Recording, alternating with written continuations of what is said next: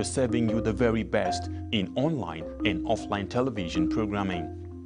Situated in the serene environment of Guzape, Abuja FCT, TVN, as it is fondly called, caters to a wide variety of audience via carefully orchestrated mind-blowing programs in the areas of fashion, business, politics, entertainment, religion, movies, food and health, culture and lifestyle, events around the globe, sports and foreign news. Whatever your inclination, we've got you completely covered with programs like Issues of the Moment, The Patriot, Daybreak Nigeria, Matter Africa, TVN Business Time, Healthy Living, From the Cradle, Stay Inspired, Entertainment Gist, Movie Hour, Hit Paradise, among others. All designed to keep you thoroughly informed, entertained, at the edge of your seats and yearning for more. A tour around our domain will reveal a highly dedicated staff force and a state-of-the-art facility and equipment for high-definition quality broadcast, making our station your #1 choice in advertising your business and propagating your ideas. We are currently on NightComSat doing our test transmission for takeoff in the nearest future. Television Nigerian is located in Nigeria at Television Nigerian House, Guzape Hilltop Mansion, beside Guzape White House, Guzape Abuja FCT, and in the United Kingdom at 45 Ancient House, 48 Aerodrome Road, Beaufort Park, Colindale, London. For inquiry.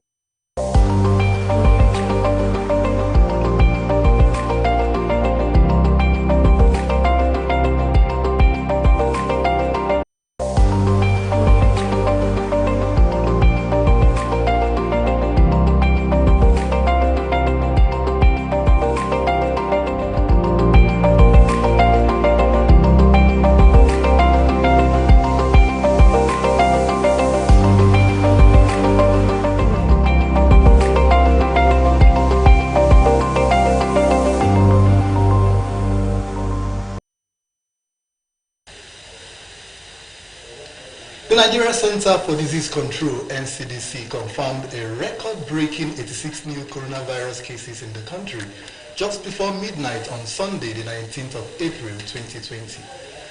Out of this figure, Lagos State alone can add 70 new cases in 24 hours, taking the epicenter toll to 376 just in Lagos State. Well, welcome to another episode of the COVID-19 Situation Room of Television Nigerian. I am Charles Ibe.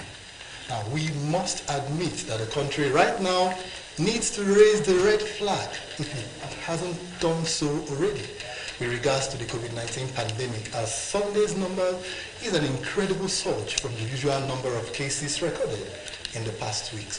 Now, the total number of cases is 627 with 21 deaths, while 170 cases has been discharged. Comrade Daniel Atai is in the Situation Room. Welcome. Thank you for having me.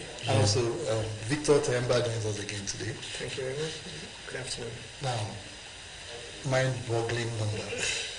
Who would have thought that as at the time the lockdown was announced weeks back, we were just having 111 cases and barely 3 weeks? Yes. Yeah, we're just over 3 weeks now. 672 cases. 627 cases. 627 cases. And still counting. Maybe before the end of this month, it will... And then it's, I think the reason last time we were here, we actually discussed that most people are not going to stay at home in this second lap of the lockdown.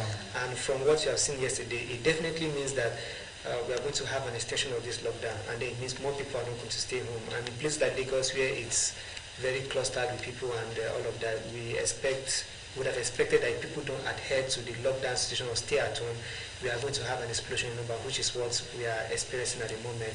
And as at this morning, stroke afternoon, kind of pictures we saw coming from Lagos, like the less notorious Los Antonio Bridge.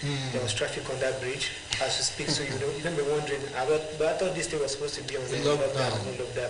And then you also have to give kudos to Lagos State government because they have been trying a lot of stuff to do. They announced that they were going to go on a house-to-house search to find out, and so far so good. They have visited about 1.2 million houses already in this period, and I think this is where most of these cases are exploding for. And out of these houses, I think they also put a record that they have they found 1,094 people with symptoms, but not confirmed. Not confirmed cases, but they have that symptom. But then we should not look at it like Lagos has about 376 cases. It is not all that gloomy for them. I think they still have a high number of recoveries, and right now their active cases is 194. If we take into consideration the deaths and 14 deaths and then 93 recoveries. Oh, Daniel Atai, what do you say? Well, the percentage of increment in the COVID-19 infection is expected, of course, to rise. However, the government lockdown is still working. But one thing is the fact that we have cases of persons being discharged from the hospital, which means is treatable and in fact is curable. Was it a cure? They said we've not really gotten a clear definition. If you test negative, it means you have been cured. If any iota of the infection is in your body, the possibility of you being negative wouldn't be there in the first place, because this is science, it's not a guesswork. Okay. So if the laboratory tests have confirmed you negative, you are negative except if you are again infected, which is still possible due to the spread, like it is forecast, or it was forecast by Bill Gates and his wife. Africans just need to be careful to still keep the social distance and then keep the proper hygienic method that we'll be using. We learned that the drug has no cure, but we could still boast in this part of the Africa, the virus has no cure, but then we still could boast that we could use our African medicine, like the minister have said. I encourage the Minister of Health to look into alternative means of curing COVID-19, because we can't be always dependent on foreign drugs and thinking that we don't have solution.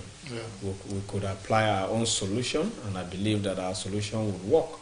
Let's give the world a history, and it is very possible. But the solution came from Nigeria. Now, it's still a source of concern. Like it was on the news, it was yesterday or today that the popular musician, the wife is now COVID-19 free. Yes, negative. And like you just said, cured. And I was like, okay, they said there is no drugs, there is no vaccine, and then people test positive, and after a while they are now negative. Is it like because you would have heard the health minister and some other personnel say that they are now actually treating COVID-19? Is like if you're managing other ailments that come along, if it's flu or fever and all of that, they give you stuff. So now, after a while, you now test negative. Does it mean this virus has a timeline? Maybe after 3 or 4 days, it clears off on its own, and then the person now becomes negative. Yes, basically that is just what it is. So that is why we can't say cure, because since there is no specific drugs for it or vaccine for it, we could maybe at best say people recovered or healed from it, but we can't really say cure since we're not administering a particular known drugs or way of this managing it. But I think it's more about management. And then we've had people who had this virus, do not know that they have the virus, and they were just carriers of the virus. So it means that they don't know that they have it. So even when they did not show any symptoms, so but they were carriers that other people could get it from them. Yeah. So they had this virus and they recovered from the virus unknown to them. Yeah. So because I've read some few and testimonies of people like that maybe it's when they go to the lab again to do tests, and then they test negative for the virus, but then they test positive for antibacterial, or is it antibodies rather, and stuff like that. So yes, I think the virus stays there. When you manage it properly, then it leaves. Most people, when you look at the class of people who are dying, the categories of people who die from this are mostly the elderly people who already have underlying health conditions, or maybe because of age, their immune system is already weak, so cannot really fight the virus. But beyond that, people fall from it and then recover. All right. Well, let's take a quick break now. When we come back, the program will continue. Join us again.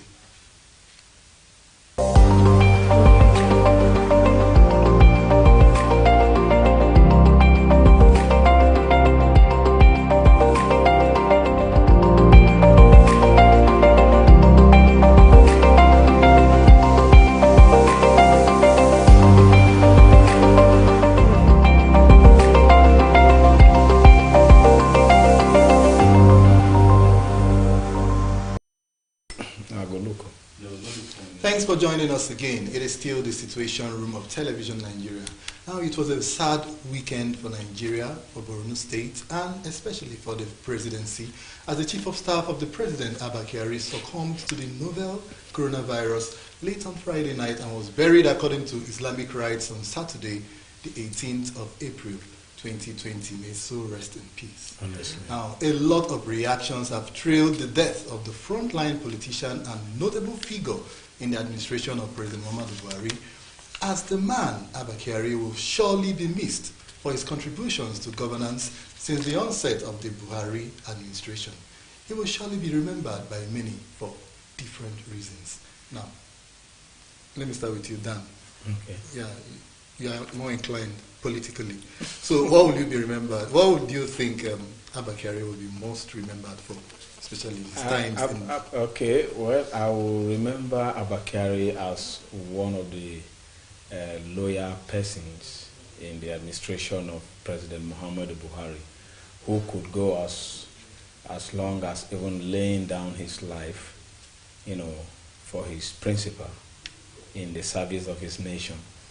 And I could remember him for that, because if you look at what Abba Kyari represents, he was able to manage the presidency, manage his daily functionalities, and then he was also managed to curtail some people who we believe to be cabals in this country from infringing on the daily performance or the constitutional duty of Mr. President.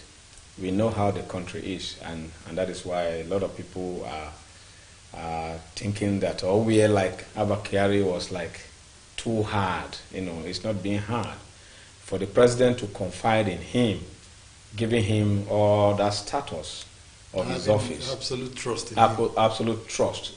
Like I said earlier here, that loyalty is a consequence of responsibility, and having taken care or confided in Abba Kyari by the president, Abba Kyari was discharging his legitimate duty as the chief of staff to the president, and any adverse angle or opinion or view doesn't count, and that was what the man stood for.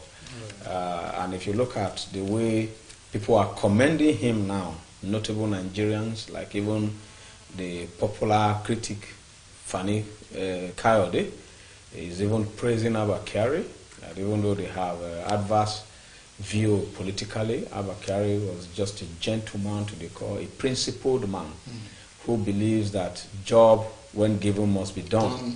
Like Margaret Thatcher would say, that if you want things done, send a woman. But this time, as Buhari wants things done in his administration, he sent Kyari. So one could say Abba Kyari was the Mr. Fix-It of the Mr. Fix-It. Any angle. People may think once you become a president, you are not the property of your family anymore. You are the property of the nation. You become the #1 citizen, and the country's constitution and the legacy of your office, the onus is built on who is helping you to function as a president. So the people that were saying it was a hijack, you had some concerns from quarters that even from the first family that some people have hijacked this government. Yeah, we heard it loudly from our first lady, but she never mentioned any name per se. It was speculation. No, I was trying to define that you said that there has to be some kind of people that it runs the government, even within a government. In a government, especially that of a tense political scenario like Nigeria that we have, you must have a very strong cabinet and a very strong inner circle of civil people working with you. If not, you really can't push far in this country. If you look at, like I said, the cry from Aisha Buhari at that time, she should also understand that the president is no longer her husband per se. There is time for that. Husband of Nigeria, the husband and father of the entire country that existed, and that was what Abba Kyari was doing. And don't forget, when that first attempt on Mr. President's life was, orchestrated, it was Abba Kyari in part of precautionary measure to prevent any further attempt on the life of Mr. President. He decided to take all the measures that he took, and never went well with many Nigerians, especially the cabinet of Mr. President. Apart from Kyari, Mangono is there, King Gibe is there, and many of them. Festus Keyamo is also there. So none of these persons could be accused because they were never the chief of staff. Yeah. And the chief of staff, should be in any environment, a given environment, especially to that political office. Your chief of staff, after you is the chief of staff, because not even your vice. Not your vice, because every delegation, confidence, and anything that you must do, it should be orchestrated by the chief of staff. And sure, it should be seen in the eyes of people as being wicked, but he was actually doing his job. All right, yes. Mr. Victor. Buhari in his tribute I read said he was a friend for close to 40-something years. 42 years. Yeah, he was a friend for 42 years, and an associate. And he also co-ran the country together with him. So what do you think he will be mostly remembered from your own perspective? Well, I think after the death of Mr. Kyari, I've read 5 tributes from very respectable Nigerians in regards to Abba Kyari. And in all of them, I think one thing that was consistent in everything that they mentioned, I think I read one from Jeffrey Oyema, which is Minister of Foreign Affairs. Yeah. Then read one from this Waziri Adio, read one from Samuel Kolawale and the Yes, so all of these, one thing that was constant in all of this was that he was a hard worker, somebody who likes to get work done, and somebody who was very passionate about Nigeria. And then you also look at the presidency, this is somebody that has been his friend for 42 years. And like he said, a president, after the president, is a chief of staff. And so you can't, it's not a position you give to just anybody. Person and all of that. But then some people had less reservations about Abba Kyari, and because they thought he was running the government instead of the president himself. And in some of these testimonies I've gotten to read, they reported that while in conversation with them, he said that he has taken decisions that people were not happy about him. Nigerians were not happy, those that really want to make profit out of Nigeria and all of that. So we are looking like he was that very important in the whole government setup. And because this is like the first chief of staff that Nigerians really know. Like if you go back to the street now, you ask Nigerians who was the lieutenant chief of staff to Olusegun Obasanjo, not many are going to remember Mohammed Abdullahi or Oshinowo. And then when this man came on board, Yaradua came on board, he used the chief of staff for just a few months, and then he abolished the office until Goodluck came in, and then had Mike Ogedome, I believe that was his name, as the chief of staff. But these people, we didn't really get to hear much of them. But then Abba Kyari has been different. He was like one of the very, in fact, when people mention Buhari, the next person they are talking about is Abba Kyari. And many people thought that because of these people, they have relegated the vice president behind the scene. But then that was just the whole point. Once you have a chief of staff, your chief of staff is your next in command. And then it makes me wonder why we should have a vice president when you have a chief of staff who is like your second in command and all of that. And then we've seen that in some states like Kogi and Lagos, the governors always pass on to their chief of staff. You look at Tinubu pass on to Lesan Fashola, who was his chief of staff. And it's also Richard Okoreja trying to pass to his chief of staff, who was part of his family. Exactly. And then you look at this state, Kogi State, once they impeached deputy governor, the next person they passed deputy governor's seat to was the chief of staff. So I think that's how closely, that the governor and the president will be with the chief of staff. In addition, like it is not statutory or constitutional to say that after the president is the chief of staff. It is not. The fact is that the president himself, his chief of staff, is helps himself. him run the office. Yes, is his best and number one confidant, and which means what he could trust in the hands of the chief of staff, he couldn't do that to the vice president. Your chief of staff, like it implies, all the presidential staff are under him. The daily runnings, portfolios, even the cabinet structure. So the vice president also should have a chief of staff for his own. Yes, the vice president have chief of staff. Yes, office of the vice president, office of the deputy governors, they all have chief of staff. Okay, or like senior special advisor, special assistant. Senior special assistant, SSA in the government level, but it's the chief of staff. But all those ones come behind the chief of staff. Yes, all of them comes behind the chief of staff. He orchestrates their functions and delegates their missions. Okay. And that is what it is. And that was why the president was confident enough to say that if you want to see me, please see the chief of staff. So it's a delegation. It's a delegation of authority. And delegation of authority goes with responsibility. And so he will be acting like the president, giving directive, because a vested authority has been transferred to him. The president has that constitutional right. But in a normal status of the hierarchy of the presidential hierarchy is on behalf of the president, the vice president could act on matters of national and international interest. Well, okay. Well, we can only say rest in peace, Abakari. May Allah grant him, is it Fidausi or Hijana or something? Jana, yes. Okay. May he rest in peace. He will definitely find rest, because people with competent characters and expediency, God always loved them. Yeah. So we can only say rest in peace. He came, he saw, he conquered, he has done his part, and he has taken up residence in Allah's place. Now, the senior special assistant to the president, Muhammadu Buhari, on media and publicity, Alhaji Garuba Shehu, has confirmed being denied access into the Aso Villa after attending Abba Kyari's funeral on Saturday. Now, a whole lot of things went down during the burial that was televised live on national television, and then a lot of people have been talking, and reports had it that top government officials were locked out of the villa after violating the social distancing rule put in place by the Nigeria Center for Disease Control at the ex-chief of staff's burial.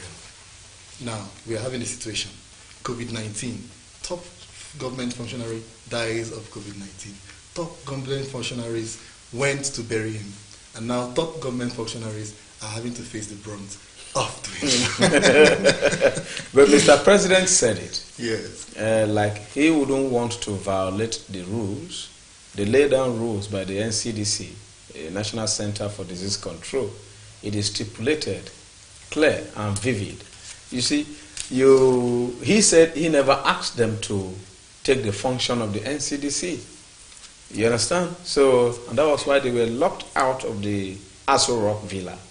And if you were the one, after seeing that viral footages of the videos, making the rounds of some persons who, pull off their jacket and started, dump them on the street, is uncalled for. So, if I am Mr. President, I will even give them 28 days off duty, or to quarantine them or replace them. You can't go against the rule, because it involves Abba Kyari, the chief of staff. That is the love sometimes I said we show to the dead. While he was alive, not many of them could show that love. You understand? No, but could it be, is it only the AIDS that broke some law? We remember before now, it was the Minister for Information that did say no casualty from COVID-19 will be released to family. I don't know whether that statement was coming from his own intuition or government perspective or part of the guidelines set by NCDC. So what happened? No, I think globally, when we have a situation like this, cops that arise out of this kind of situation don't belong to the family any longer. It belongs to the government. And like in other countries, like I know in the UK, for example, they cremate bodies, dead bodies, those that died from the virus, because when you die, the virus thing leaves. Oh, really? So I think the total or complete precaution measure they take is to cremate the body entirely. So and what happened to Abakari, I don't think it was the government giving the body back to the family. But they took the body to, I think they had a funeral before they went to the according to Islamic rites. Yeah, before they went to the burial ground at Gudu, there was a funeral in I think it is compound at Maitama or something. Yeah, but the issue was the body wasn't handed over to the family. The government still had control of the body and decided where for it to be buried. Yes. Okay. That's it. So in all of this, these gentlemen that are going to face the brunt of these laws now, what will you really say? Is it like they were being overzealous, or is it just that they didn't maintain the social distance? Is it the actual? I could say overzealousness, number one, and the act of sympathy.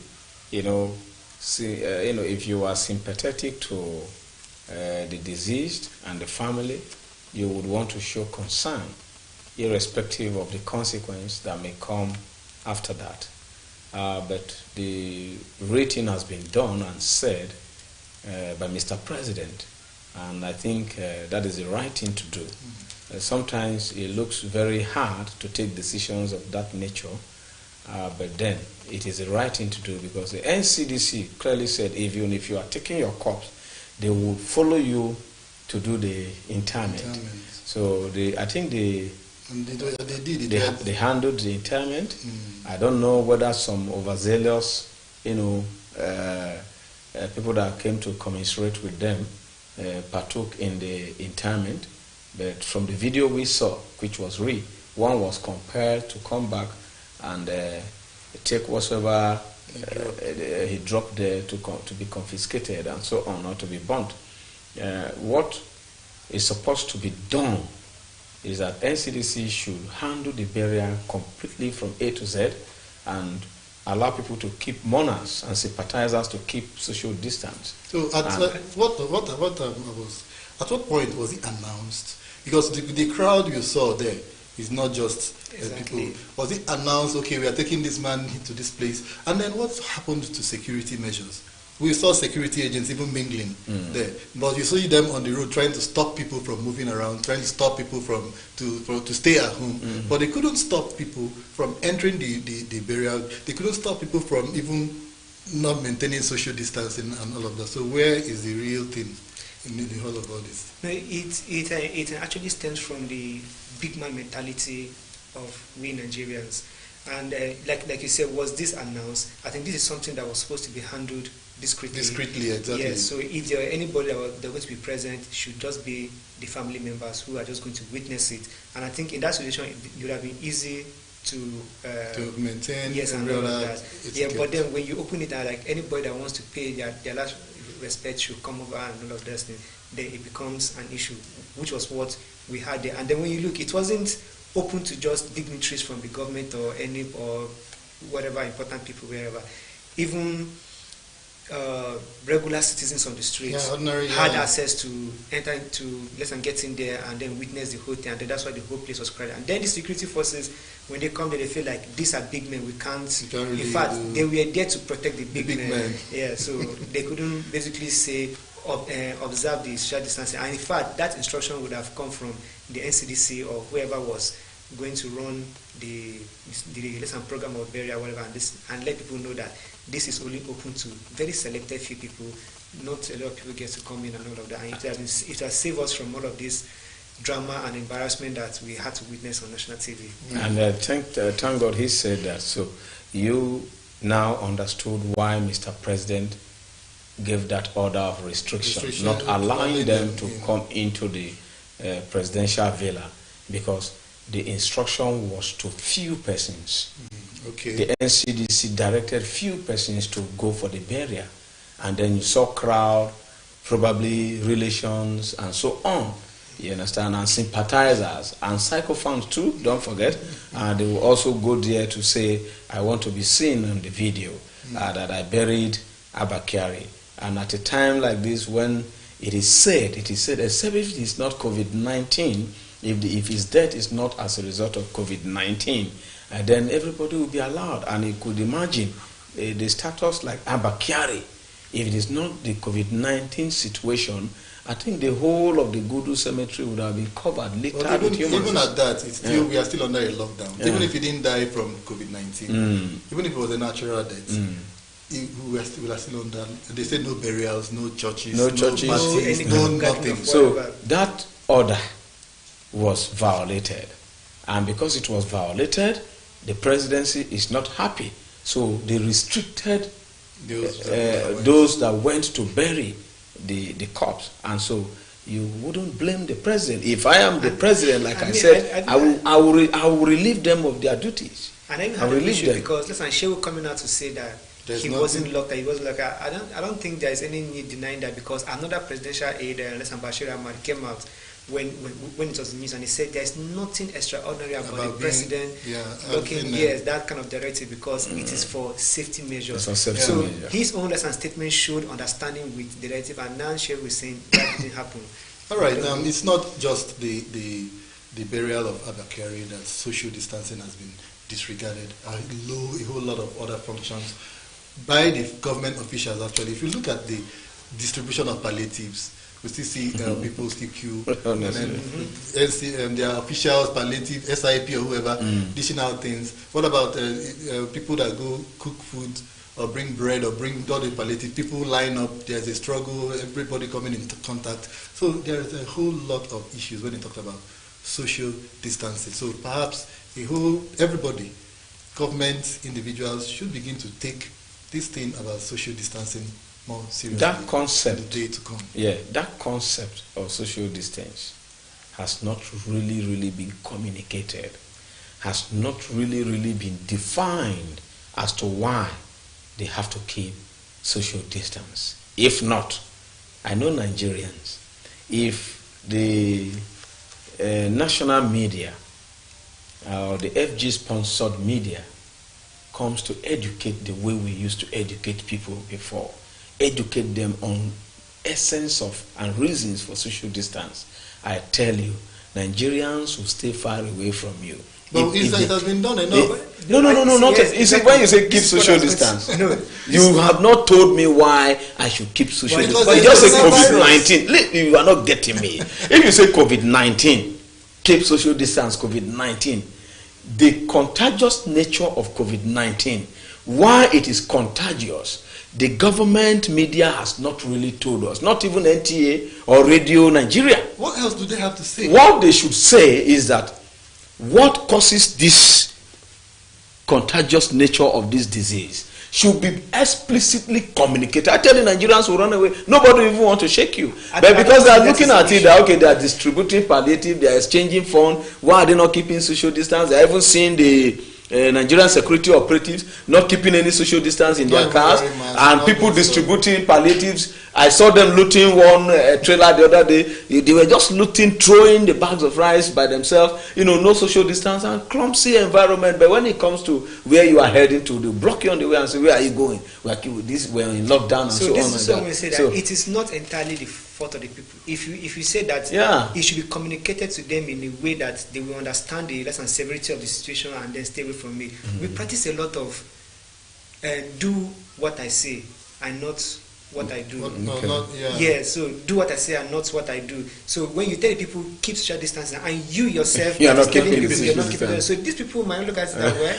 You yourself you're not doing it. So perhaps this is not serious. It's a way of deceiving us or something. So by the time these let's government officials, okay, let's take this case of Adakari's burial, for example. They observe the social distances there.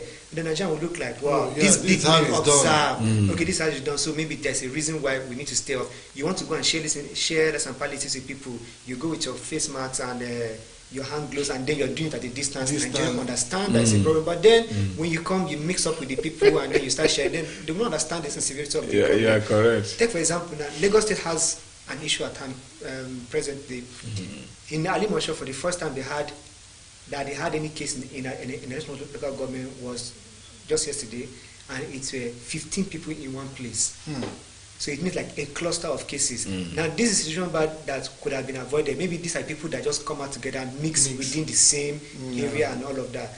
And then I think if the government adheres to social distancing, everybody else will lead by example. Let's hope the penalty, is the penalty that we call it, that is being meted out to villa officials, it goes down to people to really believe that, okay, this is real.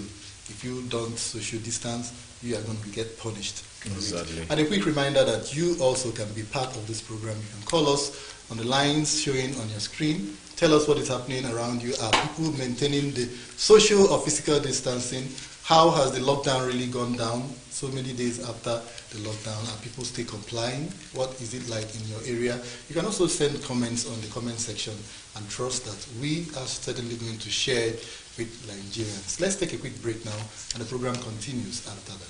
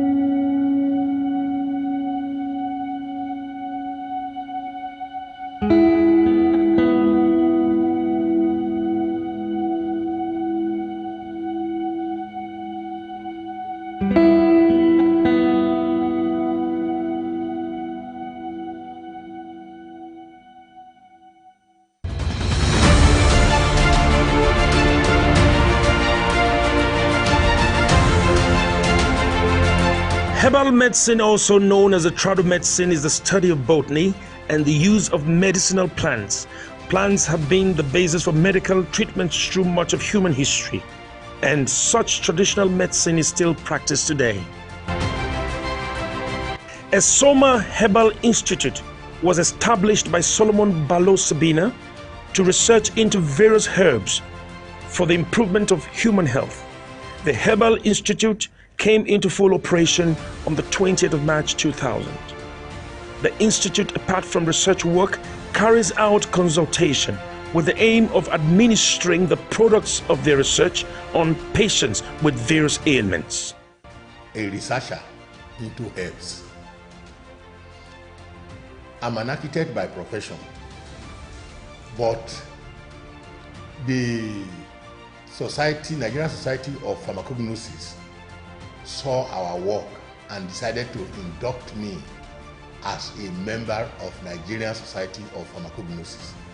I believe the only non-pharmacist that is so inducted into that society. A Soma Herbal Institute is committed to the belief that evidence-based medicinal plants and botanicals have a major and ever-growing role to play in the lives of Nigerians, particularly in the area of public health. Solomon Balo Sabina, the president and founder of Soma Herbal Institute, revealed that his herbal products can cure sickle cell anemia,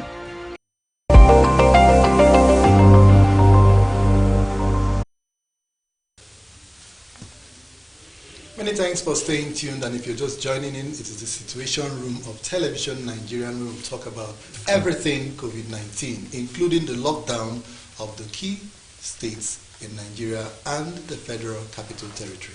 Right now, let's go to the news desk, take some news headlines, and then we'll come back to the studio and talk some more.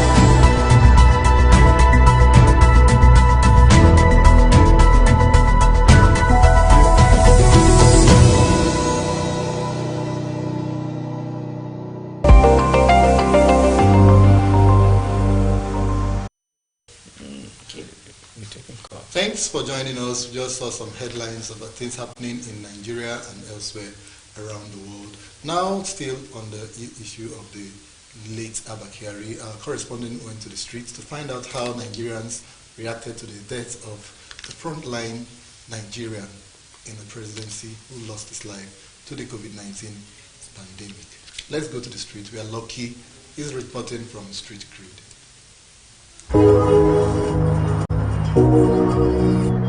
Okay, so with the death of Abba Kyari, do you believe that coronavirus is real in Nigeria now? Yes, the coronavirus is real for Nigeria. Because what can you say about his death? No, Abba Kyari is a chief of staff to the president, and then we know that the man is a popular man, and the man is a man of integrity. And the man, what makes him integrity is that everybody is looking at the angle of how Bakari is wicked, but it's because of he needs Nigeria. He scatter for Nigeria. He is a president. He is a chief of staff to the president under the umbrella of transparent. That is what makes him a good leader. He's a good leader. Why most people are celebrating his death? Why do you think they are celebrating? No, most people are celebrating his death because of misleading. Maybe most people mislead who the man is. That is what I think some people are celebrating. But to me, for my own opinion, I didn't see a reason to be celebrating for the death of Abakari, because this man is a man that went with the delegation of NEPA in Germany. Then he died because of that. It is when he went there and then he contacted the disease. So if he died because of Nigeria. I think his death is not the death people will be celebrating. Can you tell those Nigerians who don't believe coronavirus is real and it's in Nigeria truly? No, I will tell them they should believe, because if the chief of staff died of coronavirus, we believe the coronavirus is real. With the death of Abakari, do you believe that coronavirus is real in Nigeria? It's real now. And as I really hear that Abakari is dead, it's real. The coronavirus is real in Nigeria. I'm appealing to federal government to assist us. Like me personally, that I'm going out, it's because I want to go and buy foodstuffs. So if the federal government have issue that can help so that we cannot be going out, so that we'll be safe, it will be even help us. What can you say about the death of Abakari? Actually, the death of Abakari, like we said, the coronavirus has made him died. So if Nigerians really know that this is the coronavirus that killed Abakari, let us find a solution that people cannot be out, so that this thing will not affect Nigerians too much. It's very painful, like we lost a person like Abakari. It's very painful, but God knows the best. Thank you so much. So, okay.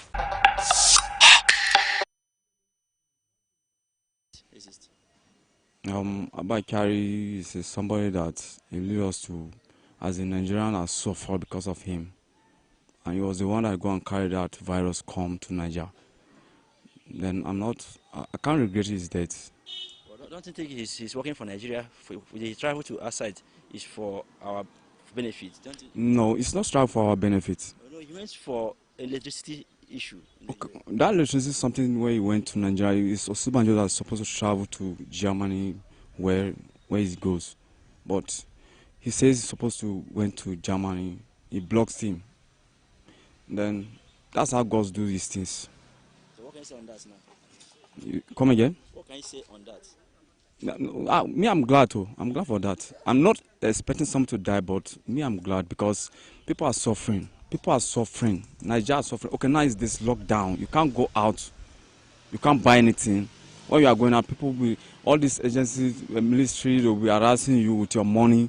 You can't buy anything to market. Well, do you think is Abakari that is causing the suffering in Nigeria? Yeah, Abakari is Abakari that is ruining this country. I'm just telling you, it's Abakari that is ruining this country. It's not Buhari that is ruining this country. It's Why do you say that? I'm just telling you, people are suffering. If you go to Villa, you can't see Buhari now. When you chief of staff, during Obasanjo time, we don't know someone like chief of staff, but now we know somebody as chief of staff. A vice president cannot see his senior's boss. Why? That chief of staff is there. It's not good. My name is Buhari, but I asked my father, why did you give me that name? True to God in heaven. You mean you are the president of Nigeria now? I'm not. I'm not. I changed my name 2015 in Vanguard newspaper. I changed my name. So you are no longer. What's your name now? My name now is Bitrus.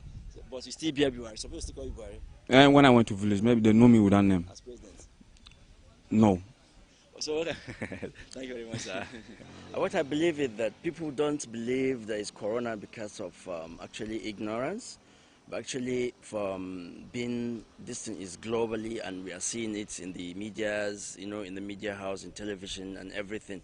People are supposed to believe that this thing is real and it's a reality, and we have to be careful and we have to take care of ourselves, and we have to follow all the necessary measures that will make us to be safer and will protect the society, because this thing is not a joke.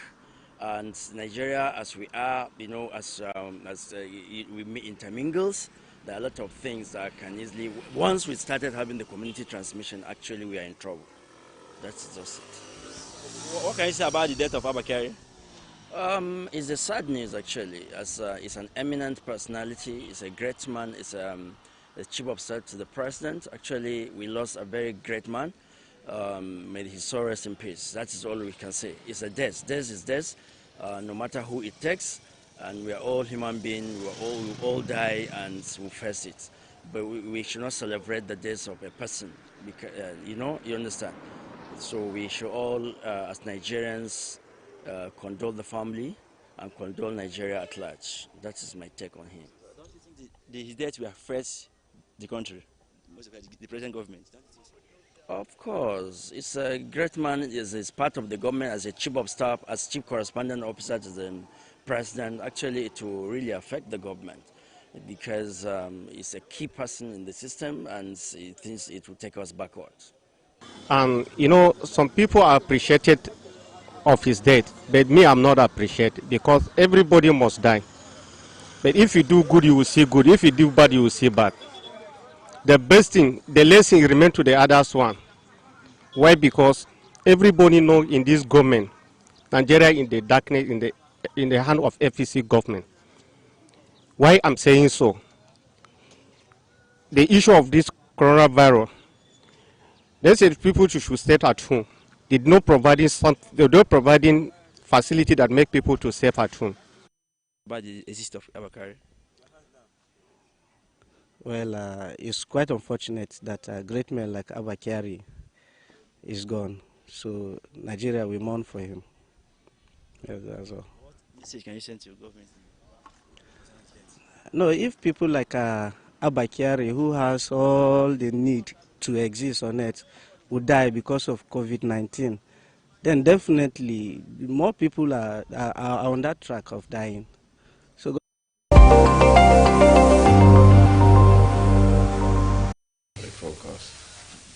Thanks for joining us again. This is still COVID-19 Situation Room of Television Nigerian.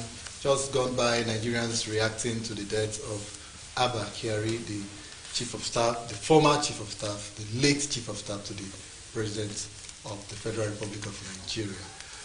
Just a quick reminder also that you can call us in right now. Our lines are open. Tell us what you think. Tell us about how the COVID-19 situation is affecting you, your community. Tell us everything that we need to know. Nigerians really need to hear a lot of things that is happening, especially with the coronavirus pandemic.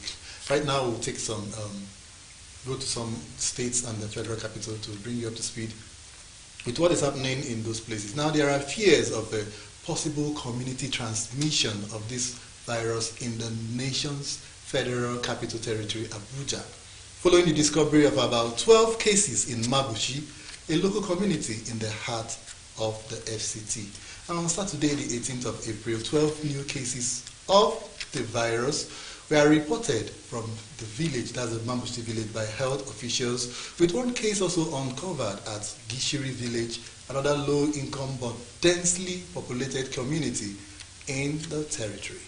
None of the identified cases had any recent history of foreign travels or coming in contact with any returnee or any of the index cases. So what are we having right now in the Federal Capital Territory? 12. Community spreading. So basically that is what I even said earlier about Lagos State when they had about 15 in the same area. It's just similar case here. And then these ones are saying they've never had contact. But I don't think maybe they got it from perhaps the person that got it and then transferred to other people might have met somebody that met somebody that met somebody that met somebody. Yeah, so the whole chain. The whole chain like that and so on. So, and it got concerned because then it happened in two communities, in Mabushi and then far away Gishiri, and I think that's a really source of concern. Yeah, you know, like last week I said, for a while FCT was quiet about some rising cases, and then all of a sudden they had 2, and then from 2 they had 12, and then yesterday they had about 9 or about 8, and then it's mind blowing. Like you heard the NMA president when he was here, He said that the thing could spread geometrically, and that because we are not doing house-to-house testing, we wouldn't know the rate at which the COVID-19 has spread. And if you look at it, his statement very well, you will understand that in this part of the world, we have not been maintaining that culture of this social isolation or distances that we're asked to, oblige by now. And for that reason, one person could, bring this thing in, even through land border, or even through from where it is already happening. Could be from Lagos, could be from the hinterland of Abuja. You understand? Not necessarily the outskirts or possible suspect of COVID-19. You understand? In that area. We move every day. People associate, you don't know where someone is coming from, as long as the city is a very small city, and people are moving. And that is why it is necessary now for the FCTA to devise this means of lockdown appropriately by sending palliative to people to actually stay at home. If you look at the defiances, it's because people say, you can't keep me indoor, I don't have food to eat, you want me to die of hunger. Before COVID-19 could come, hunger could have killed me. Right. So I will not stay indoor, and you can't blame them. No, okay, fine, you can't blame them. Hunger and a whole lot of things. And you also mentioned FCTA to start giving palliative. Of course, they started last Friday. They started distributing palliatives. But my major concern is the condition. Now we have community spread of this whole thing. The condition of living in the satellite towns. You've been to the satellite towns. Yes. You know what we are talking about. You see the even if they all stay at home. What about within where they stay? The condition of living. You see the type of housing, the type of the community life they have. Even a family of 5 or 6 living in just one room. Then another face me, I face you. Okay, so they stay inside. Are they not going to come out to take the fresh air because the weather is hot? This room is hot, this room is hot, and they all come out to take fresh air. There's no way you're not going to come out. It's a terrible situation. And you walk around, even within the Gozape, Sokoro, you still see in these communities people queuing up to look for water. You go to when there's a borehole, a whole line of queue, and people struggling to leave. So it's not going to be easy. It's not. It's really not going to be easy. The lockdown is not even the yardstick. It's not even the solution as well. So what do we do? It could only prevent it halfway, let me say 30% prevention.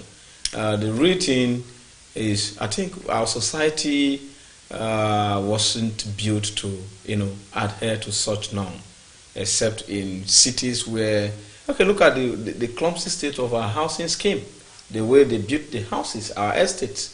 Clumsy, and the people living in a room, like you said, poverty is another issue. So I don't think the whole thing will adhere to this norm of a lockdown, social distance, or whatever. But then you that love life, you wouldn't want to die, and you wouldn't want to die by consequence of COVID-19. So you should know how to, keep your social distance and still ensure that your life is in you. Well, that's what I can say. Now, Victor, this is a concern because now it's no longer like it's the big man's problem. Now, somehow from the big man it has started trickling down. Now we have cases in communities in the FCT. Look at our transportation system. Look at our housing system, even within the FCT. Look especially where the bulk of people that live in the FCT. Go to the Maraba, go to the Nyanyal, go to the Idu, Karimo, all those places. You see shanties all over the place. They were not put in by government. But government agents could go there to collect revenues and have refused to do the needful.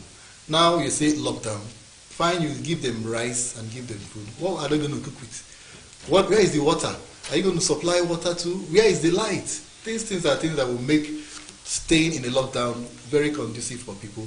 And besides that, the area is the area. It's a shanty. Exactly. So what are you going to do overnight? Are you going to evacuate them? So what do? We have a situation. And the way you look at this is one of the reasons why even the foreign countries were quite scared about the recent status of this virus in Africa, for example. And Yes. when you look at even the World Health Organization, actually less than predicted that 300,000 people are going to be infected in Africa. And one of the reasons for saying so was because of this kind of community that you've mentioned that lack access to water and some other very basic important things that they should use. And these are all things that create the conditions for this kind of virus to thrive, because people are going to go out, they don't have that clean running water in their home. It's very easy if you stayed in your house and then you need water, you just go to the tap and then you have water there or something.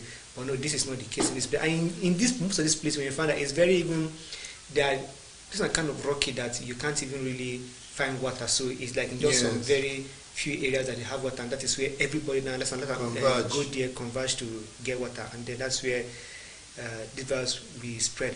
So I don't really know how we are going to control that. I think that is the part that we're really afraid of, that it shouldn't get to this sort of area, so that we don't have a string of hand that we will not be able to deal with. You also see some community actions, like some people go to a stream to wash their clothes, to do a lot of things. Now, and they still do. So if this thing comes within that, so what do really should the FCTA be thinking right now? Right now? I think the best thing to do right now is that house-to-house testing. Right now that everywhere is on lockdown, go to every home, every house that you can find within the Abuja, and then get everybody tested. Those who have some certain symptoms but not yet confirmed, then we place them on watch. Those that are maybe confirmed to have the virus, you kind of equate them. The calls have started coming in, so we can pick this call and hear what they report. Hello? Hello? Good afternoon. Your name and where you are calling from, please? This is Ade on the line. I'm calling from Kogi State. Okay, Ade, give us situation report from Kogi State. Is Kogi on lockdown? Kogi is partially on the lockdown. Okay. I want to talk about the government coming on earlier today on channel to talk about the fact that there is no case of coronavirus in Kogi State and that Kogi State cannot be on lockdown. Oh, Kogi is partially on lockdown, not totally on lockdown. Not totally lockdown, but I'm of the opinion that Governor Labilo should make efforts to at least take checking measures. We all know that Kogi is at the center of Nigeria and it borders around like 9 other states. Okay. All right, so most of these states, actually, Ekiti has a record of COVID-19. Ondo, Edo State, Abuja, Kwara State. They all surround Kogi State. They put Kogi State in the center. And this counts. These states already have confirmed cases of coronavirus. Okay. All right. Now, so if we don't lock down Kogi State, I don't know, we may eventually have the worst case scenario in Kogi State, because all these people passing from the east to the north, passing from the west to the east and to the south and every part of the country, they pass through Kogi State. Yeah, I think it's okay. So we are all in no sign of COVID and of a coronavirus in Kogi State, but we are looking at a possible outbreak soon. Okay, now when you say Kogi is on a partial lockdown, what can you just clarify what a partial lockdown looks like? Okay. Partial lockdown in the sense that the schools are not functioning. They are closed down all the schools. Okay. But people are living on the streets. You can see little gatherings of more than 20. You can see parks being choked up because people have to move, as they say, people have to go to other places. The parks are being choked up. I myself came into COVID State about 4 days ago. The churches and the mosques, are they all functioning too? The churches and mosques, they are functioning. Okay. There were services yesterday. Okay. So I was not part of it, but there were services yesterday being held. Even in the small town that I was, there were services being held. All right. So we did see in the news the governor of Kogi State saying that they are putting in proactive measures to ensure that the virus doesn't come into the state. Now you are telling us it's just a partial lockdown with the schools closed and every other thing happening as usual. Now, do you see any efforts? There's no proactive measure that is being put in place here. There are people who are not wearing that I have read about now is have boundary with Kogi, with Kwara and Kogi State. And there is interflow. And there's nothing. There's movement in and out. Okay. People are not observing social distancing, no hand sanitizers, no nose masks. No mask, but the social distancing seems normal for everybody. They all kept their distance, they are keeping their distance, but it's more than that. All right, but we learned that Governor Yaya Bello has invested into the COVID-19 precautionary measures. Okay, the investment that Governor Yaya Bello has made, we are yet to see it. Maybe it's still in the pipeline, but there's no testing center in Kogi State. There's not even one test. Nobody in Kogi State can tell you that they have been tested either positive or negative of COVID-19. All right. Thank you so much. Thank you, Ade. I'll keep you with the special report as it goes. Thank you, sir. Thank you very much. Wow.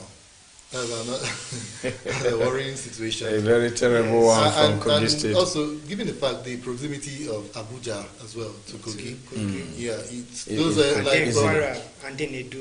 Exactly. So, and he said it's surrounded almost by 9 states. Yeah. So people can easily, the way our borders are, can easily move from Abuja through that Abaji axis. Before you know it, you're into Kogi and find yourself into the state. So, and you see that this still hasn't dawned on Nigerians. No, it's not done on them yet. That we have a situation. No, it's not done on them yet. And you also heard about what the Edo State governor said this morning, that about 1 billion has been invested into the fight against COVID-19. And we pray they all succeed. If they take proactive measures to lock their state down now and create a kind of a palliative within the state, it will go a long way curtailing it and preventing it from spreading. So, but I always have this sort of worry about this virus. Now we know it's not going to stay forever. At one point, the whole fuss about the coronavirus is going to die off, and then people will be well. So at that point, where will the virus go? Because right now it seems like the virus is inevitable. Okay, you say where will the virus go? Yes, people will develop immunity against it. People will develop curative drugs against it, just like malaria was killing people. But then when you look at it, for example, the flu of 1918, the Spanish flu. Yes. They didn't find any vaccine for it, but then all of a sudden it just disappeared. It didn't disappear per se. And then the lesson report in this Gazette was just that people grew immunity. So it means that even people that did not have the virus grew immunity to it, and then that was even more deadly than what we have now. Well, you brought an important topic, but let's look at it from the state of atom. Let's say the chemical or anything causing this thing is an atom. It is an atom never dies. Atom lives forever. It could only change form from one form to the other. For instance, a vector carrying a disease died and then being buried. The disease is buried with the person. Doesn't mean the disease is not active. But because the vector is no longer moving, the disease in that vector could decay and change form to another form. Waiting for another career, you understand, to reactivate it. So, but as men continue in sciences, we discover antidote, and then we discover new, you go to the lab and carry out analysis, chemical analysis, and what should stop what.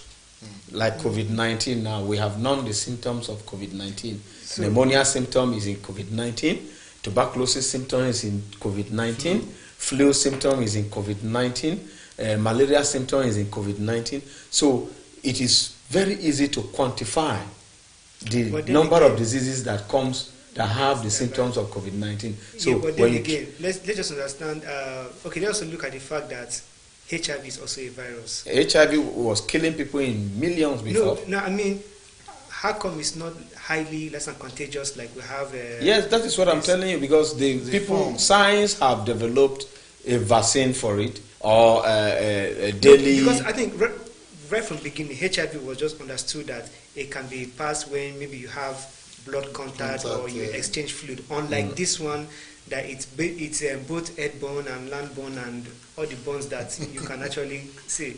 Well, like I said, the COVID-19 cause is still in the state of is a matter, is an atom, and it can change form from one form to the other. Right. So in the long run, people will develop knowledge against it and fight it. And also immune system, people take vaccines. When people are pregnant, pregnant women, we give them vaccines, isn't it? Different type of vaccines, all right, let's see so that before the child will be born. Okay. So it forms another generation. All right. So if you are in Federal Capital Territory and you still believe that COVID-19 is a myth or something, please be informed that it is real. The burial of the Chief of Staff was aired live for those people who are still doubting to really know that it is here.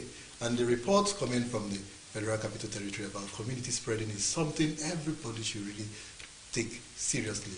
Please, if you are living in the FCT, if you're living in satellite towns, do everything necessary. The social distancing or the physical distance, the hygiene. Hygiene is very, very, very key. Ensure you wash your hands regularly. Ensure you do everything possible for you to stay alive. Our phone lines are still open. We expect your calls. We expect your text messages to come in.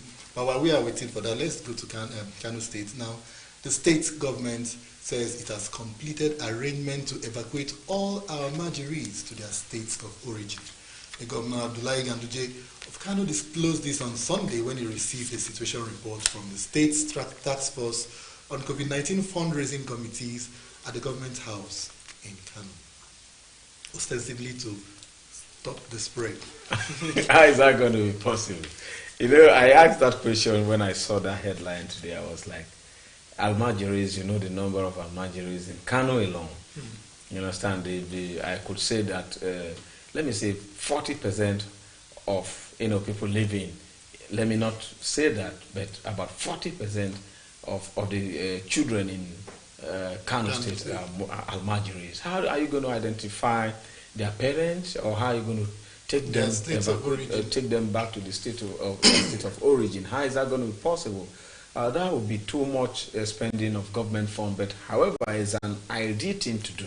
It's an ideal thing to do. But if you could curtail it within Kano State first, before designing which state they came from, each family, that is, you could identify them from their family level, their street, their houses, a number of houses they lived in, then you can say yes, the evacuation could be possible. Now, given the nature move around, it's a very big possibility that they can really easily contact. Yes, they can really transmit it. They can transmit it because they move around, and in fact they beg you sometimes, if care is not taken, they even try to hold you to give them something by force. I think they can spread the virus. And now he did raise the concern about how will the government identify. But even these Almajiri schools, are they not like a kind of formally integrated school within their religion, and within that they know the people that run those schools? Because there are a number of Almajiri schools in Kano State that I'm not sure they really closed down when all the other formal systems closed down. No, okay, I can't be sure about that. But then again, when you look at the governor's policy or idea of moving people away from the state, I think it's just trying to create a situation, like you said, they can be very potent carriers of the virus because of the way they move around. And I think it's very easy for the government to identify where they come from and their parents. And also, the government might be looking like when you take these people out, it will be easier to manage the situation in Kano, because Kano is now rising in the numbers. They have reached about 30-something already. Cases, yes, so which means they have last time leapfrogged both Edo and Ogun State and Oyo that were basically leading the way. So I think if he feels that if he takes people out, then he can properly manage the state. We are not in Kano, so I don't know for sure. Perhaps the only headache he has now in trying to contain it is if he can manage the Almajiris, and then he thinks that then maybe exporting them back to their state for the meantime might going to test them first, quarantine them or something before you now move them, because the states now there is a lockdown on interstate movements So isn't he going to even be breaking the rules by trying to move them back to their states? I think he can move them. He can isolate. He can move them to a place. Try to identify each house or street where they came from, and then make a state broadcast with camera on them. If you could identify your child there, you know that the government child is there. I think that's so how will you now go to go and pick your child? These children do not. That's why I said I don't know how he's going to do this it. guy. They definitely have parents. It's as simple as, where are your parents? Where do you come from? Okay, we are from Katsina. All right, so all those from Katsina, one side they enter their vehicle, whether it's lorry or whatever, and then move them to Katsina. And I think it's going to require government discussions between the two, like government discussion between the two states to know how they can move about the movement of people from one state to another. And we shouldn't be worried about the fact that there's a lockdown on interstate movement. This concerns government problem. So yes, they can move as far as it's government. So is that a solution on this, or should we have some other states? I think now every state, whatever they can do, whatever the state government think they can do to contain the virus or find a solution to it, they should go ahead. Well, in Abuja, we'll have a couple of emergency reserves as well. A couple, like you said. Yeah, so they are there. They are there, including, like you saw the report we had in Lube, one of the satellite towns, about what do you call this? People that move around, this Bola. Iron Bender. Yeah, exactly. They live in clusters as well. And we saw the mayhem. Iron Bender. Exactly. They can even come into your house and come. So these people move around as well. Yeah, and there was an unconfirmed report that during that period, those people were there as well. Possible that would have picked one or two items. In fact, they were among the crowds and all of that. Yeah. And then we are having this fear of community spread. Should FCT also be thinking in that wise about all these people who roam, picking them and asking them where are you from, and then returning them back? No, I think that like the FCT, what they're doing mostly is the fact that they are focusing more on the city centers than the communities and all of that. So they're not really looking at those places that these are places that we can contact. And I don't think they're even looking towards the direction of these almajiris that maybe there could be a threat to stopping this. Their beat. So it's left for the citizens as well to do what is needful to ensure that the virus, the spread, is contained. Especially that report from Kogi, like we said, the proximity. So somebody somewhere who is listening or who is watching right now, who is close to the Kogi state government, should also help whisper to them. And I think that states that don't have this virus yet need to be. Should they relax? Yes, they should also understand that they are fortunate that at this moment they don't have it, and then be very careful, carry all the some proactive measures in order not to have that virus. Like that caller said, Kogi state is bordered by 9 states, yes. And most of these states, which includes Benue, Enugu, Kwara, Edo State, they have all had confirmed, and FCT. These states have had confirmed cases of coronavirus. It would have been wise if the roads, the borders that come from these states, even if you're able to stop movement, but then could there be a team there that tests every vehicle coming into the state? Those found to be to test positive, you can then quarantine them, just like what Kano does at the moment. They will quarantine you on the outskirts of the town. So you could actually do that, or then find a way to transfer them back to the state where they're coming from, let the state government or the state handle that particular situation. Engineer Dan, I read somewhere that is it something that we should worry about, that the rains will see an escalation of this COVID-19? Well, the pandemic alone is something to worry about. Apart from the prediction, we are all praying that those prophesying doom against Nigeria and Africa will not come to pass, and the onus is on the government, on us too, to ensure that prophecy does not come to pass. I like working against prophecy, especially when it is fake prophecy. Is it fake? This is science now. Well, even if it is scientific, it is a prophecy coming. Is it prophecy for or a doom. prediction? It is a prediction. Well, if it is a prediction, I call it prophecy of doom. When you predict something hypothetical based on behavioral attitude of... is it not spreading in Europe and America or in Asia? The reason why they said they are predicting, they have looked at the way we live and our behaviors, especially how we are always together, and it will be easily, spreading in the country and in the continent than that of theirs. Yes, the rainy season is coming, like you said, and if we are able to curtail whatever is coming from there to prevent it, because, like I used to say, there are things that are still coming, especially movement. We have bound the flight movement and so on. We have bound, closed our border. So anything that is within Nigeria, we could contain it, except if there is any other room for importation or exportation of this COVID-19. Or like we said, the only thing we are expecting to get from them is aids, kits, testing kits, and so on. So, and within those things that we are expecting, we should be just careful so that, like I said, the Trojan gift will not begin to create problem of, bringing their prediction or prophecy to come to pass. If we stand very well and maintain what we have now, I believe that the spread will not, even the death will not rise as a result of, rainy season or cold weather. We know at temperate regions, the COVID-19, according to scientific discovery on it, is it 27 degrees centigrade, and then could be killed. You can't survive 27 degrees. The temperature of the COVID itself is 27 degrees centigrade. And if you have higher temperature, like from 70 to 80 alcoholic content, could destroy, the germs or the chemical from your hands, could neutralize its effect.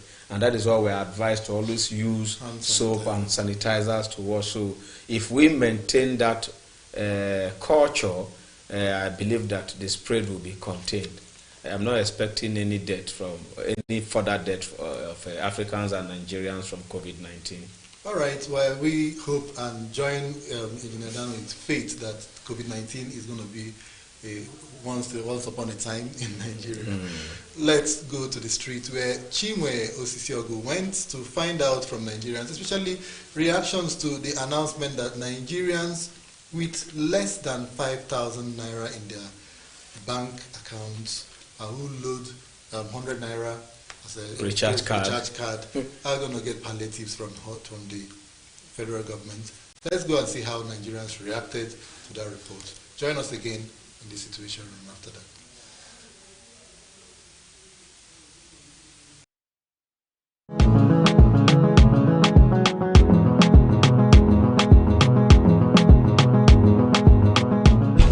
Following the federal government extension of the lockdown for 2 weeks, the federal government announced the certain palliative would be given to citizens to help them during the period of the lockdown. One of the palliative is to credit the account of those that have less than 5,000 naira in their various accounts and those that recharge 100 naira on a daily basis. Now I'm on the streets of Abuja to get the views of individuals on how this will help them so far. Let's find out.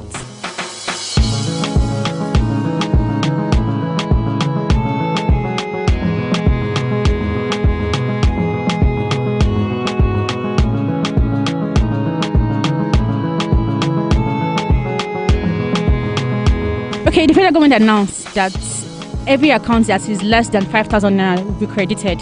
Did you hear anything about this? Actually, for me, I didn't hear anything like that. So what's your take? It will be a good one now, because it will be better for them to credit those that have less money in their account. But it's not like crediting those that have less amount. But it also goes to everybody. Well, it is right thing that the government has decided, but to my own view, first of all, I know that in the situation that we are locked down by this time around, people are in hardship, and the government are saying they will be credited people. When, how, which time? First of all, if you look at majority of people having account, some never do verification of BVN due to the aspect of the system of the bank when we have in Nigeria today. If you look at, some are having the account, they don't have 1 naira inside. Some definitely, they have friends. Sometimes they have junior younger ones. Maybe they deposit their school fees inside that account, and they are saying that his money is above 5,000 that they will not be give. Is it right for the federal government? Then back to that, they should check the villages. The population of people that are in village, many of them doesn't have account. How are they going to get that? I think that what the federal government is trying to do is a very good, laudable thing to do. But to be very frank with you, giving 5,000 naira to those who have 5,000 naira or less in their account, and additionally those who could only recharge 100 naira, believing that they are only the class of the poor people, I think is not enough at all, because the lockdown affects almost everybody. It has everybody in the nation. So giving to those who have less than 5,000 naira is just a very little percentage of the society. And everybody who are affected, there are people that their income is just from their daily sales or daily whatever. So now, since you are at home, even if you have money, you are depleting the money. So you don't have opportunity to make more money. I don't know what they have in mind though, because if you have 5,000 or whatever in your account, does it mean that you're rich? What about people that have millions in their account? You having 5,000, it can be there just for emergency or anything more than that. They should share money they should give the one to give money. They should look at people and give them money. They should not be looking at you have 5,000, or they said if you are recharging 100 naira or 200 naira. They should, if they want to give people money, they should go out and give people money.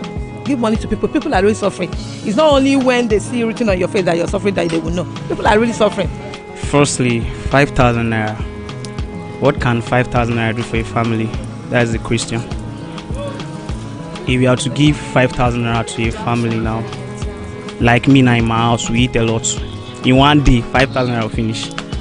So I don't think there's any sense they're giving 5,000 naira.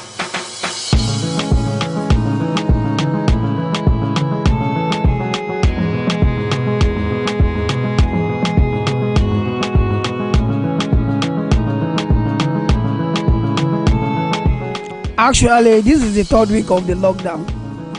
And federal government is coming up now with the idea that anyone with less than 5,000 naira account should not be credited. Consider the economic situation of the country. How much can 5,000 naira buy? And it's going to keep us no less than 2 weeks, in the next 1.5 weeks. So that is not a good idea. I don't even have 5,000 in my account, and I recharge more than 500 naira before. Till now, I recharge more than 5,000. It's now that things is started that you see me recharging 200 naira, 100 naira. So 5,000 naira cannot buy anything to my kitchen right now. It's not a promise. It's to fulfill the promise. It's the main point. Because I've been telling all they do that, but we are not saying anything. So you're not telling us you are giving people 5,000 without seeing anything. It's just like you are fooling us. So if they are sure with it, that's okay. But even at that, what can 5,000 do for a family of 5 or 10? Can you imagine that? So even the 5,000 is just mere saying. Actually, I would say government has tried, but yet this 5,000 of VAT, I don't think it's enough. So I think it's a good idea. If I don't know how all this while before now, I expected that the federal government should have do something like other developed countries. They say they used to drop money. They used to drop food items and all that on daily basis, so that the people can survive during this period of COVID-19. So, but then we are still expecting that whether the money will come or whether the money will not come. If it's come, it's fine, because people are really suffering. There are people are dying.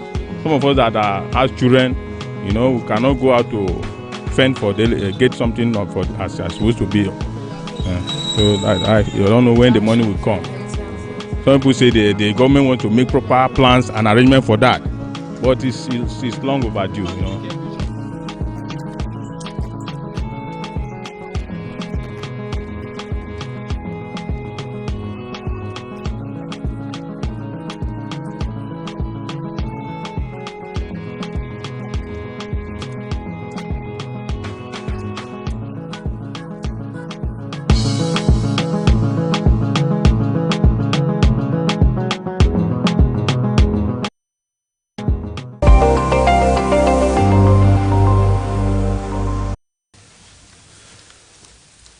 joining us again on the Situation Room. We just saw the reactions of Nigerians about the palliatives being announced. How much? We don't know yet. I don't know if anybody has started receiving or whether government has actually started distributing this. So please, if you have, that's why we always open our phone lines. Call us to tell us if you think it's actually real, if it is happening, if you've received, if you've seen somebody have received. Nigerians need to know so that we can complement the efforts of government in trying to curtail this COVID-19 situation.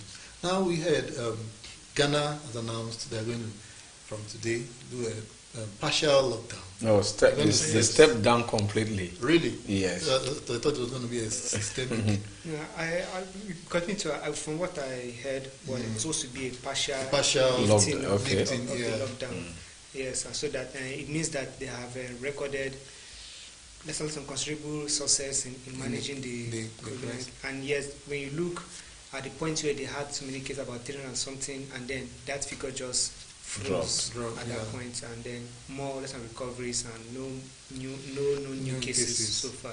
So they thought maybe they can relax on the recent restrictions a little bit. Now we've just done, is it 6 or 7 days out of the second quarter, out of the second half of the second lap of the lockdown. So how many days now left to go? 8 days. So we still have about 6 days to go more. 6 days. Okay. So now there's still, because of the way it's escalating, there are fears it might be extended. Definitely it will be. Yes, so definite. Somebody was actually praying seriously in the car that God make allow this thing to extend.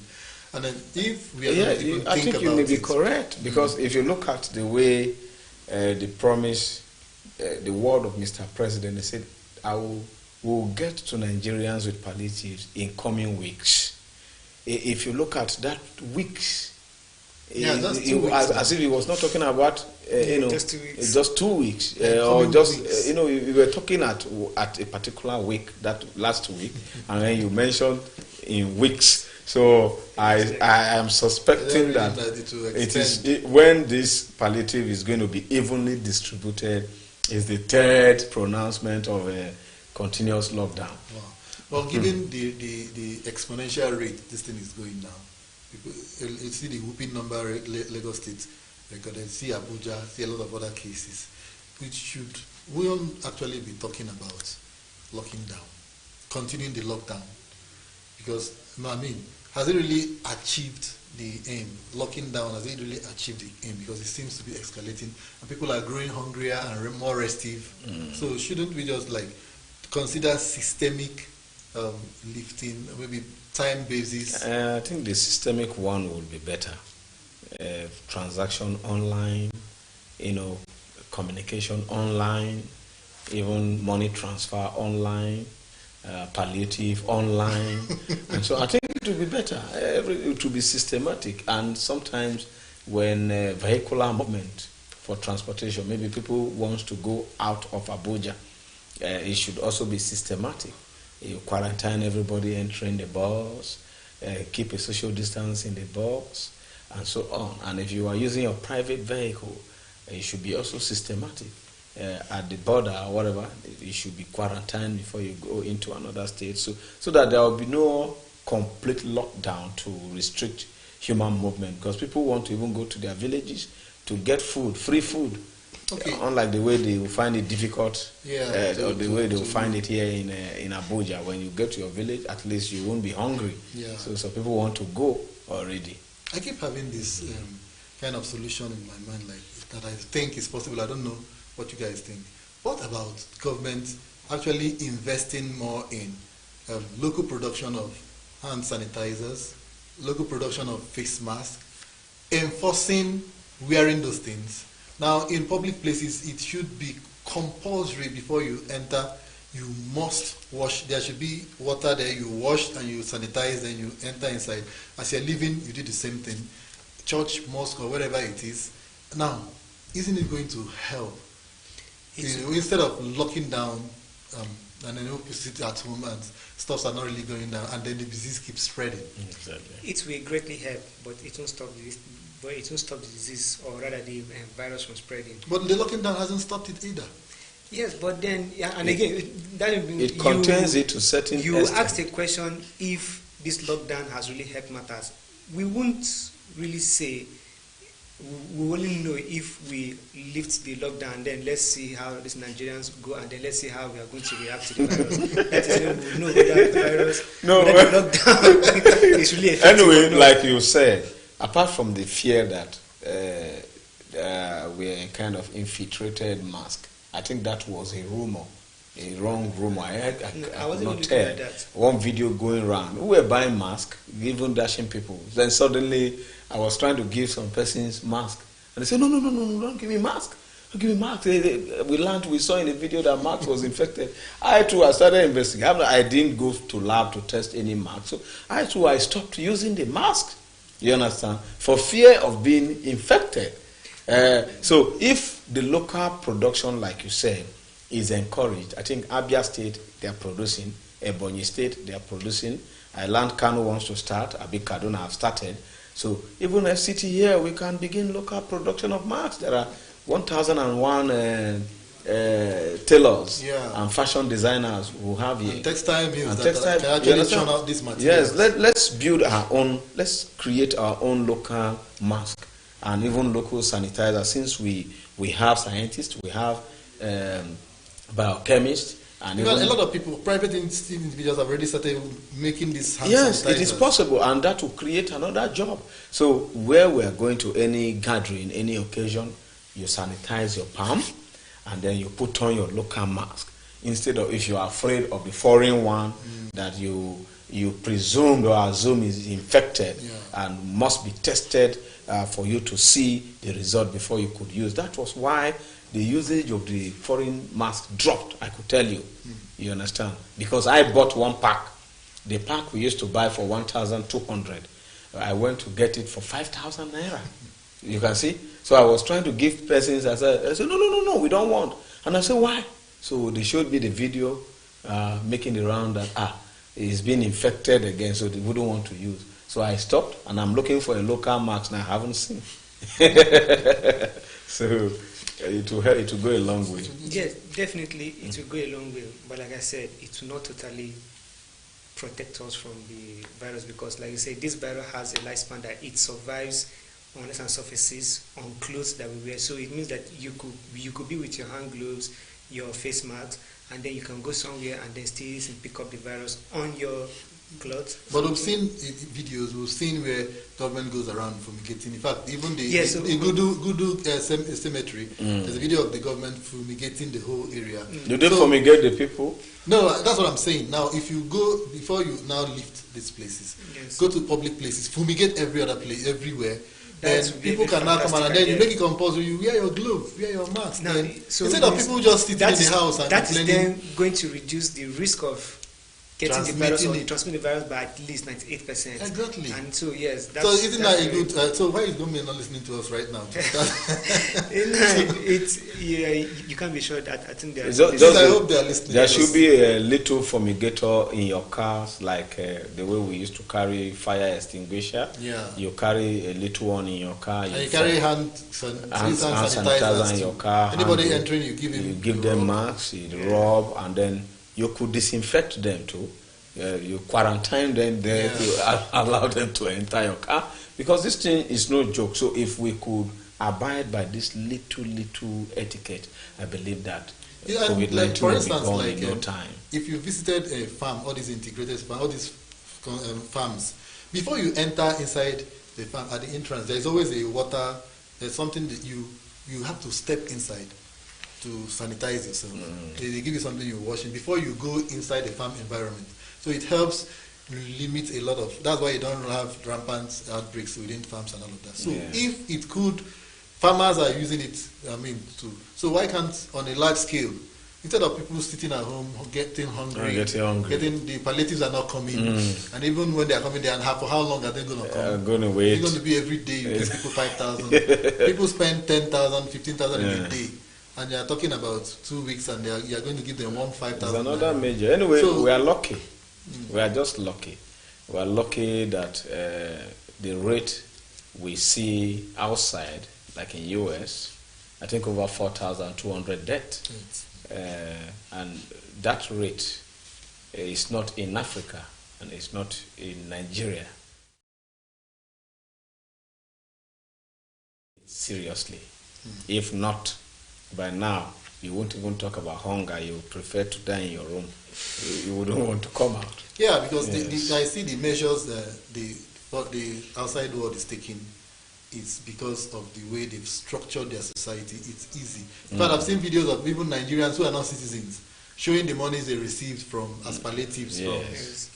For just being around. I've been in Abuja for a while. I don't know if the FCT even knows I'm I'm resident of Abuja. I'm going to register with the FCT. So, Amak Area Council.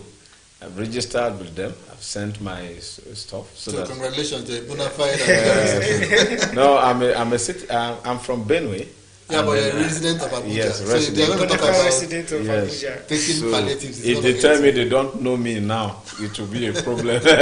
So all of you should do the same. So how many Nigerians actually are on the list of? Do we really know how many we are? If government wants to really talk about take care of their citizens, do they know how many citizens they are going to be looking at? Is there a projection that, okay, so and so people move from so and so, mobility of people, mobility of labor, mobility of stuff? Are we aware of all of these things? And we're talking about palliatives. How will these palliatives come? If they come.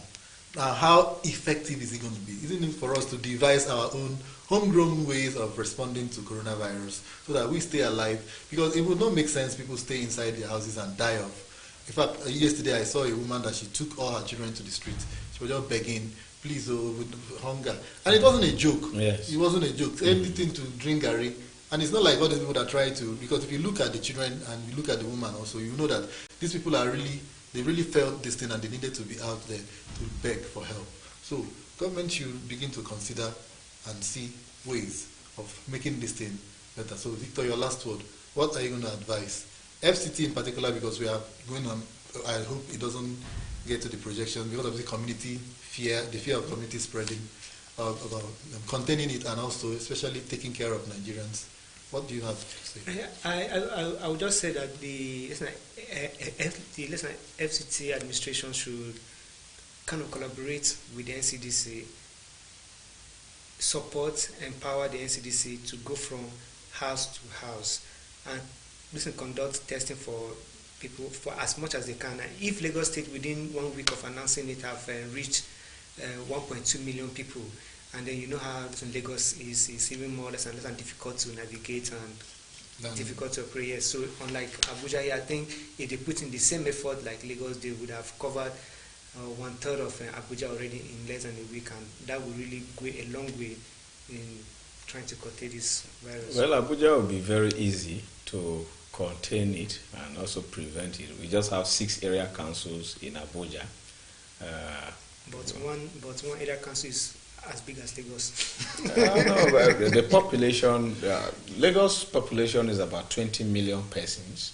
You understand? So when you compare it to that of Abuja, you know that it's just minute compared to Lagos. I think the fear we have in this part of the country is just Lagos and Kano. Let the outbreak be contained in these 2 areas. And thank God that Kano is not a gateway per se, but a kind of gateway to Niger and Cameroon and so on. However, to contain it is very easy. Let them continue doing what they're doing for the meantime and ensure that what happened at the barrier, for instance, doesn't happen anywhere again. And I praise the presidency for taking that measure, even if it means relieving them of their jobs. There are other people who could take over their jobs. So we have to maintain the social distances. We also have to maintain the hygienic lifestyle and ensure that we pray that God also have mercy on us, touch the FG and spirited Nigerians to provide palliatives. People have been calling me that your CEO is giving bags of rice. Please, can I come? I said, no, I have not seen he's doing it somewhere to his people. So you can look for a way to get palliative from the government. This 5,000 naira, go and fill the form from your phone. If you don't have more than 5,000 in your account, they can send you If it is 20,000, it will get to you. Has it been confirmed? Has anybody received? Nobody has received, to my knowledge. And basically, when they even made the announcement, they didn't even state the specific time that it would start. It's a week. It's a week, so let's still be hoping. But when that is not done, we live to faith, and we use other alternatives, like you said, the local masks, the local hygienic methods, sanitizers, and whatever Africans know how to use. That's just and also find, before we have some messages. Not practicing democracy at all. They are not civilized yet. So that is from Uba Cyprian Chuku. And Chuku. Yes, and then there's one here from Hamza Suleiman. He said those that were rejoicing for the death of Abakari were okay. But and then he has to know how they will die, or that is from Hamza Suleiman. He was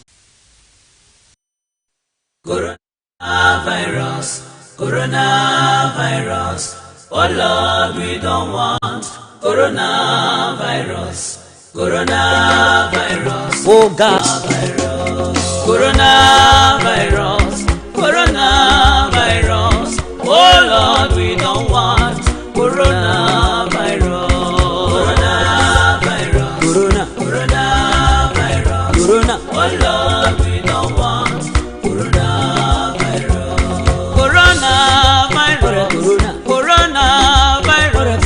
Jesus anya chori yabu coronavirus, coronavirus, corona, coronavirus, oh yeah, corona, oh Lord, we don't want coronavirus. Cause they won't keke na juno, une weli wezanu yao, onabonye ruchoru na bujao, oje Lagos na tumoa, mba, manya garana ndi nguru hao, webu bendi ne menkili. Ihulana ndị na-esi igwe si chali igbo isi gbaka ndị nyurisi keduzi ka akwa na apị ndị China tara si gbasa anyị o Chineke biko ịgwara m na akwụkwọ nsọ na ọrịa ndị Ijipt abụrụ oke anyị o ndị China tachaga anụ o anyị pụta kwabalụ ha aka biko ihe onye ma ya malụ ya na nke anyị na-amaghị agaghị ama anyị o ikwere m nkwa na ọrịa na-efe efe na ọ bụghị oke anyị o na ọrịa na-egbu ndị ọzọ. The bad news is that everyone is a potential victim, but the good news is that everyone is a potential solution. Sensitize the masses to sanitize, keep a social distance and quarantine.